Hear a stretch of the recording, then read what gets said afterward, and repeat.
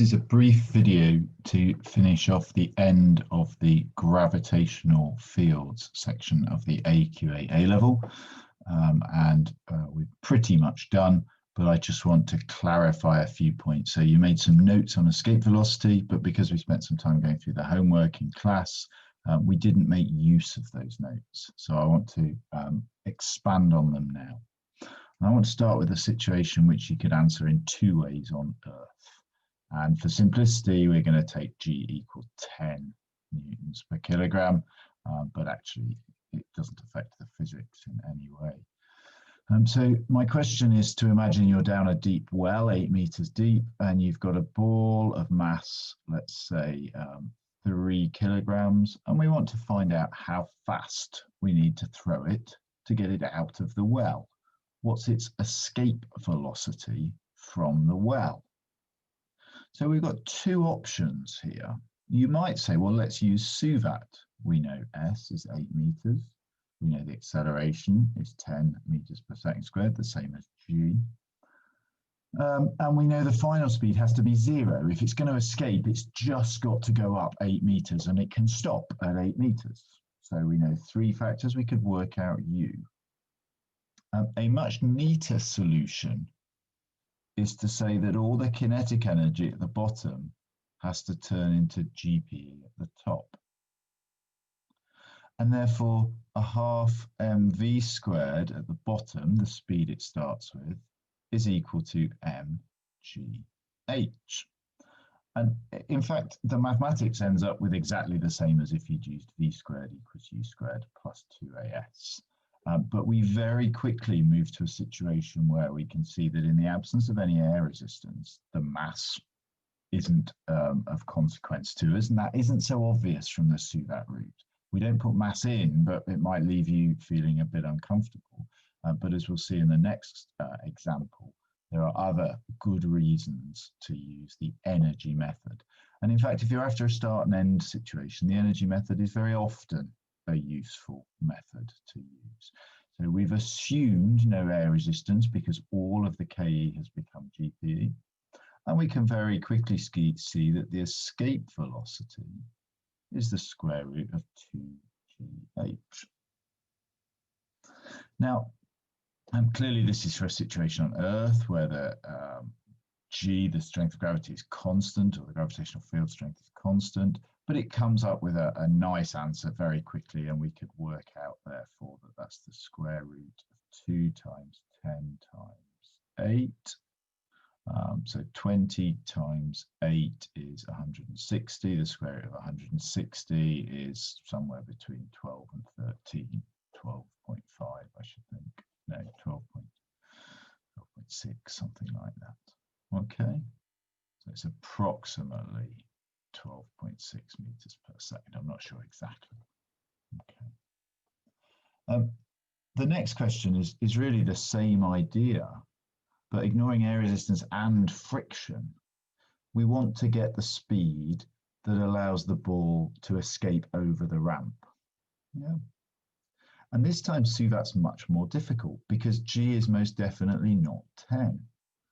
We've got a ramp on an angle, and therefore we'd have to do some resolution of forces or accelerations to work out what the acceleration was to be able to use SUVAT. And if we just used v squared is u squared plus 2as with a equals 10, well, that would technically be wrong, okay, because a isn't 10 here. The acceleration due to gravity is, but the slope moderates that acceleration due to the reaction force. But we could still use our lovely energy method. We could still say in the absence of all resistive forces, KE equals GPE. And so we can say, well, a half mv squared equals mgh, and we can do exactly the same thing. V equals the square root of 2gh. And as long as we put h as 3 meters, because it's got to gain 3 meters worth of height, then we'll get the right answer. And we haven't made the error of saying the acceleration of the ball is 9.81 or 10 meters per second squared, because we haven't used acceleration, we've used an energy method. So that's a really neat method in any situation. Will often get you an answer quickly if you're in one dimension. both of those we could describe as, in some sense, an escape velocity, an escape from the well, an escape over the top of the ramp. How do we work it out? Well, we need to know the acceleration due to gravity. We need to know the height. We don't need to know the mass of the object. But as I put in red on the board for your notes, this all assumes air resistance or resistive forces don't exist. So now we turn our attention to something more gravitational. What's the escape velocity for a mass from the moon? So it's on the surface of the moon, and I want to kick it so hard that it can get to infinity. So I would suggest you pause the video here and do a quick calculation to check my figures. So the mass of the moon will take us 7.3 times 10 to the 22 kilograms. And the radius of the moon, 1,700 kilometers. Okay, and based on those figures, I want you to pause the video and check that you get a potential of minus 2.8 megajoules per kilogram. And I hope you're all thinking, I'll go to the formula sheet, but G equals minus GM over R. Okay, so welcome back if you've just checked that. Now, let's plot the graph first before we go back to this escape velocity. So potential is inversely proportional to R. VR equals a constant for this system. So 2.8 times 1,700, just pause the video. What we're going to need to do when we double the distance to 3,400. Welcome back. Well, if VR is a constant, if we double that one, we must halve the other one. So we get a point there. If we go to 5,100, well, if we times that one by 3, we must divide this one by 3. So I've got 1, 2, 3, 4, 5 lines. So divide that by 3, it's going to be somewhere here and then somewhere there. So our potential against distance graph is an inverse relationship. Okay. It's in the negative quadrant because of this minus sign there. Right, so that's just a bit of review of potential, a scalar quantity that scales as 1 over R, but in the negative quadrant. Right, so what's the escape velocity for a mass from the moon? Well, we're going to use our same idea we used for the well and the ramp. In the absence of all resistive forces, KE equals GPE. But we're not allowed to use MGH in gravitational situations. I'm sure you're all crying out to me. That's like, we're well aware of that. G is variable. And we're going to talk in a minute about how G varies. But we can still use a half mv squared equals Vm. Okay.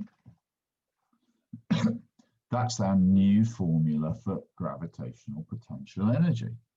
Well, we see straight away that just like on Earth, the mass of the object we're trying to fire off the moon doesn't make any difference.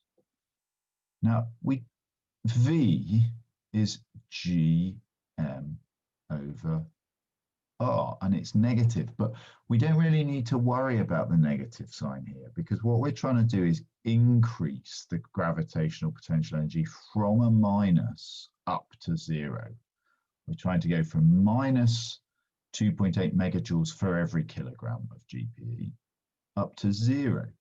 So what we need is a half V squared is equal to Gm over R, and that M is obviously in this case the moon, right? So the escape velocity is equal to 2Gm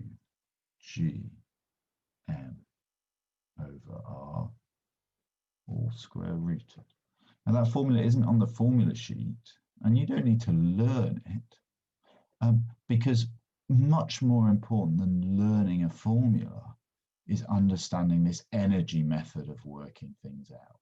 If we want to give something some GPE, and we're only allowed it to be kinetic energy at the start, we can just set the two things equal to each other. And I remind you, your notes say this is not to do with rockets, and it doesn't work on planets with an atmosphere.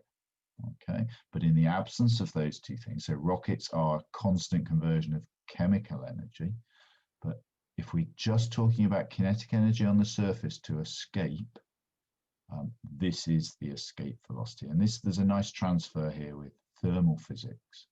On the moon, this escape velocity works out to be such that a proportion of particles at 20 degrees Celsius would have that escape velocity and they'll escape. So over time, every time the atmosphere warms up on the moon, some particles escape, and so the atmosphere escapes. Whereas on the Earth, this is so high that essentially the particles can't escape into space. However warm they get, they're never anywhere near the escape velocity. Okay, so you don't need to learn this formula, but you should definitely be comfortable with this method, both in a on-Earth uniform field situation and an space-based non-uniform gravitational field. Okay, now there's just one last little thing. The last formula on the formula sheet is G equals delta V over delta R. Okay, this is going to be used much more in electric fields. Every formula we use in gravitational fields comes up again in electric fields. We just switch mass for charge. So we're going to come across this much more in electric fields and you'll become comfortable with it. But what that's saying is delta V over delta R is the gradient of a VR graph. And to find the gradient of a curved line, we take the tangent. For the mathematicians amongst you, you might choose to try differentiating. So if you reset this to V equals minus G m r to the minus 1, you could find d by dr of V. So that's delta V over delta R for incremental changes. But the A-level physics syllabus doesn't worry about that, okay? It just says that you should be aware that the gradient of this line is the acceleration. And that takes us back nicely to my comments about this slope here. We said a ball on the slope doesn't accelerate with G because it's got two forces on it, the weight and the reaction force. So we end up accelerating down the slope, probably with G sine theta, I think. And so although G is some quantity, we can vary the acceleration by varying the slope. Well, really, that's what's going on here, okay? The steepness of the slope when we're close to a planet, the potential gradient, the gradient of the potential is steep, which means the field strength, the forces are strong. Whereas when we're out here, the potential gradient gets less and less steep. And so the acceleration of the particles down that gradient gets smaller and smaller. So for now, just a formula to be aware of, a thing to have thought about. Okay, there are occasional questions on this, but once we've done the more numerous questions in electric fields, we'll come back and look at them. But literally we're saying you measure the change in potential, you measure the distance over which there is that change in potential, and if you divide one by the other, so there's a change in potential.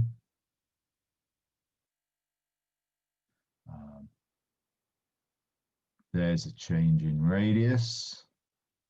If you divide one by the other, you get an estimate, a good estimate of the gravitational field strength at the point which we drew the tangent.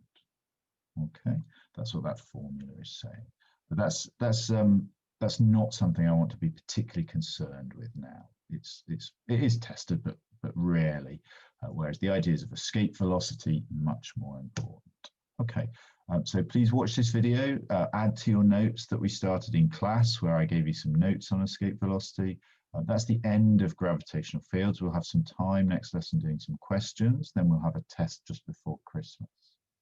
Okay, we now move on to electric fields, and so my job over the year is to teach you gravitational fields and electric fields and capacitors.